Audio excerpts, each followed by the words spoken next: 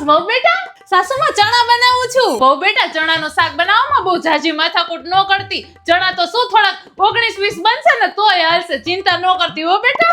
ભલે સાસુમાં જેમ તમે કયો એમ. બની ગયું બહુ બેટા શાક? હા સાસુમાં આલ્યો. હા લાવ. આ શું? એ સાસુમાં તમારી આંખ ગઈ?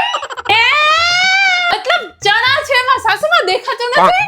અરે પણ આટલા ચણા કોને થાય? લે સાસુમાં તમે જ તો કીધું હતું કે ચણા 19-20 બનશે તો હાલશે. તો તમે કીધું એમ તો મેં કર્યું. ગણીને 20 ચણા બનાવ્યા સાસુમાં.